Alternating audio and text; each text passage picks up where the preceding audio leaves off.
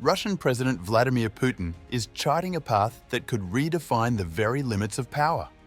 Reports suggest he plans to remain in office until 97, while quietly preparing his young son Ivan as a potential successor. The revelation stems from a private conversation with Chinese President Xi Jinping, in which the two leaders discussed longevity and the possibility of living to 150. Xi remarked, "Earlier, people rarely lived to 70, but these days at 70, you are still a child." Putin replied, "Human organs can be continuously transplanted. The longer you live, the younger you become, and you can even achieve."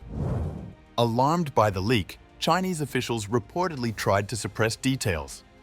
Investigative journalist Ilya Davlyachin, in a recent Telegram documentary, revealed that Putin's immediate goal is to rule until nearly 100 while grooming Ivan to take over. We even know the age Putin wants to live to at 97 years of age. This is the year 2050. It's simple. Then his eldest son Ivan will turn 35, the age when one can be elected to the Russian presidential post. But there is a problem. Vladimir Putin has no publicly acknowledged sons, though unconfirmed investigative reports claim he has two sons, Ivan and Vladimir Jr., with former Olympic gymnast Alina Kabaeva. He has two officially acknowledged daughters from his previous marriage to Lyudmila Putina. Details about the rumored sons come from the Dossier Center, a Russian investigative organization. Abbas Galyamov, a former advisor to Putin, casts doubt on the Ivan succession scenario, suggesting a more plausible path may involve one of Putin's daughters.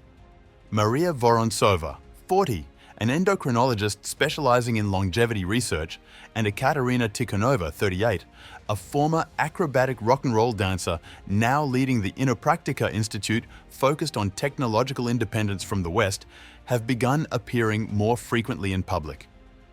Their growing visibility, including at the St. Petersburg Economic Forum, signals that Putin may be testing their readiness for official responsibilities, a careful, calculated approach to the future of Russian leadership.